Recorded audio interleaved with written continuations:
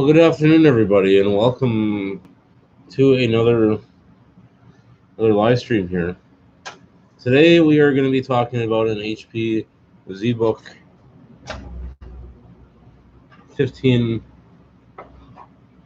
So this is basically what we're going to be talking about today. I thought it was a hard drive problem, but when I did the initial tests on this machine, turns out the RAM was the major issue here. So there's actually 4 RAM slots on this computer. I would have thought the RAM would have been in these 2 spots, but the RAM was actually underneath the keyboard. So we're going to actually have to partially disassemble this computer to get to. But while we have this open, we're going to take the opportunity to kind of talk about some of the interesting things that you can really do to make this a spectacular computer. And one of the most easiest things that you can do is by adding more RAM, adding a solid state drive. You even have the potential to add M2 octane memory. And there's actually 2 slots of that in here, so you could actually really soup this computer up.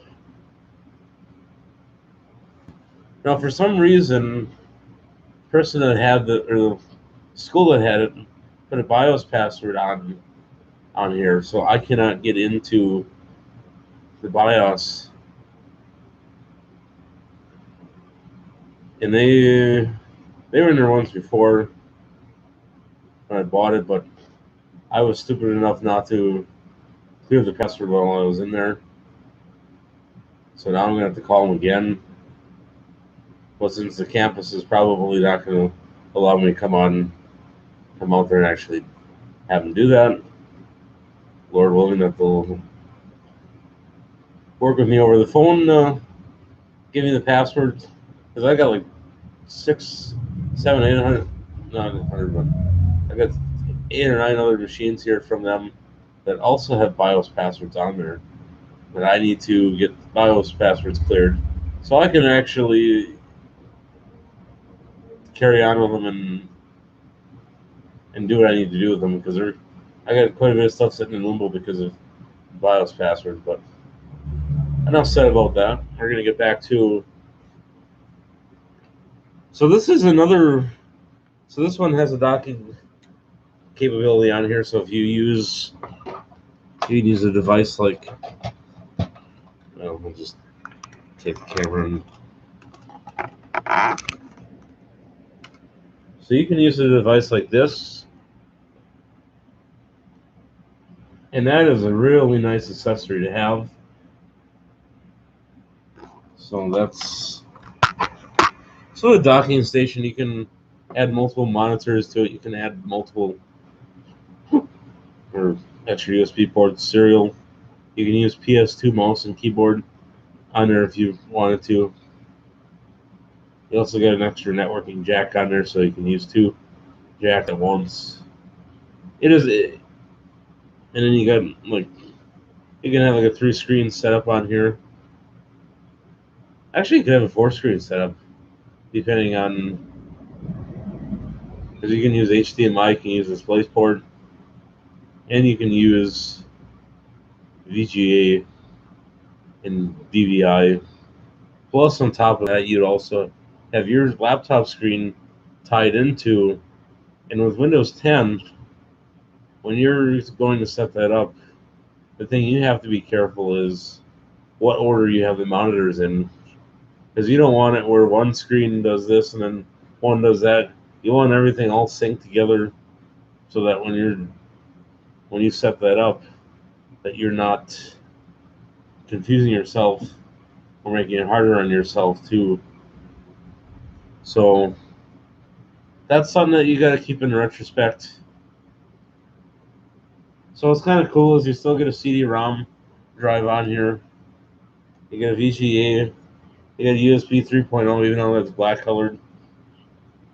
You got a headphone / microphone / line in port, SD card reader. And in the back, you got 2 or 3 USB 2.0s. No, actually, I'm sorry. This is that's a gigabit Ethernet or smart gigabit Ethernet connection. And then here is where your 230 watt power supply would go. But if you're using a docking station, you don't have to use that. The docking station will supply the power for you through the. And over here, you kind of look here, you got your CPU fan, and then here's your CPU exhaust. You always want to keep that clean because these computers do run hot when you put them under a lot of pressure.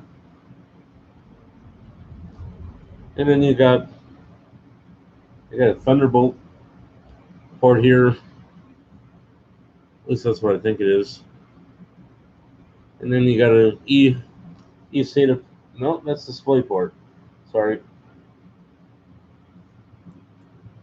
So if you're not hooking this up to a docking station, you got like an HP monitor with a DisplayPort.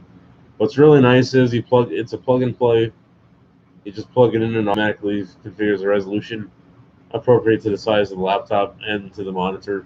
So you don't have to worry about changing settings or anything like that. Now, if your DisplayPort monitor has sound, your monitor will play sound instead of it coming out of the computer. So, or if you got a stereo system that has it, you'd be really lucky because then you don't have to run a separate cable too. But if not, then you still have the option of the 3.5-inch audio cable that you can plug into the side. And then you got another USB 3.0. Oh, it's a turbo port, okay. And then here, you got like a card slot. So if you got like a smart card or something, you can use a smart key to log into the computer. In a lot of corporate places, they use that because I think this one also has a capability like a LAN card, so like a broadband card, like so you can work off cell phone towers and that. But if you're going to use that, you have to buy a plan, like through Verizon or AT&T or Sprint or Cellcom. They don't exactly give that stuff away free. So, and the downside is you got to sit on a cell phone tower to actually make that work really decent. So, you're still better off with Wi-Fi or being wired into your network hardwired.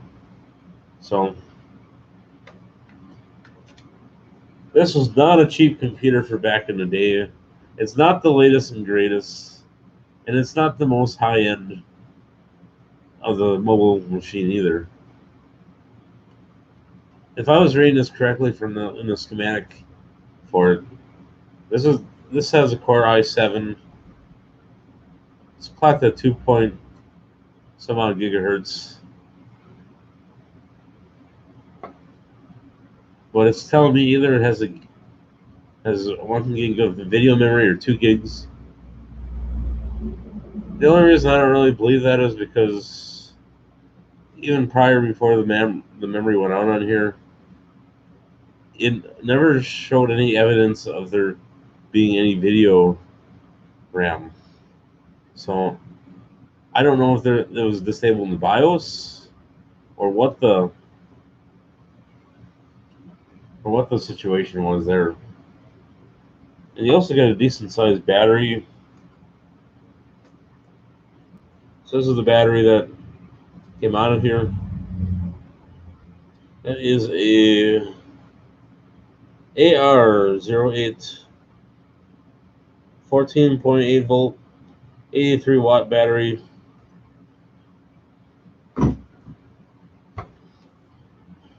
So actually you have the option of adding a secondary battery to this machine.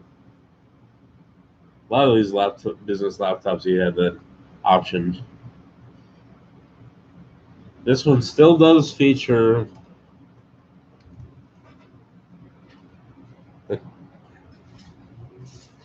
the easy access cover, and And that one goes on fairly easy. So that's completely locked. So if you want to pop that off, take this latch over here, and that's a toolless disassembly. And what I like is, if you got to change a hard drive, you can get to it.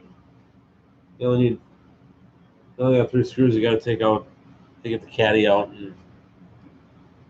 And here, it's cool that it's got 4/6 of memory, but it's not cool that it's on the keyboard side. But I'm probably going to put them back in that spot because where they originally came out of. And eventually I will add 2 more and make this like a 32 gig. I just hope the motherboard doesn't go out on this, because I'd be really mad if it did, because I haven't even had this thing for a whole year yet. I've had this thing for only like maybe 3 months. And I've already sunk $83 into it so far for memory. So I probably should have just thought about getting a different computer, but you know, I don't have that kind of budget to spend $2-3 grand for another one like this. And for a lot of the applications I do on there, this thing has plenty of power for doing the majority of what I do.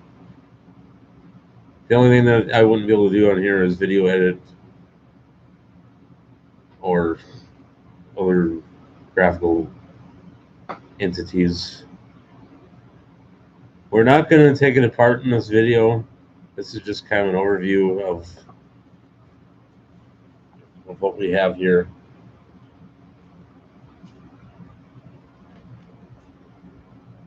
So this is what the inside looks like. I haven't cleaned it in ages. So what I like is you got the 15-inch IPS anti-glare display, and then you got a semi-decent keyboard. But I like having a numeric keyboard on there. And then even the webcam on here is nice.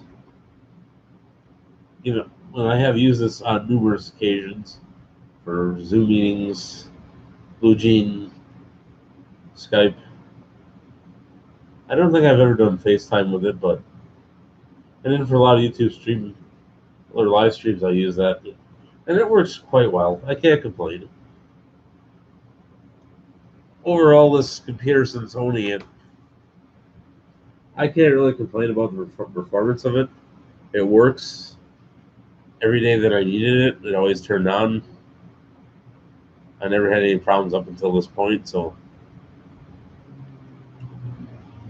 maybe I'll get lucky and this thing lasts me a couple of years.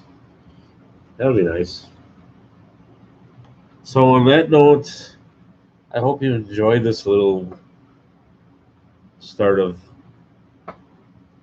I was going to do this for the 4th of July video, but the parts won't be coming until Wednesday of next week. So there's no point in doing something that you can't do anything about until you get the parts. So we'll make a night of it on Wednesday of doing this computer. So stay tuned for the exciting updates of it.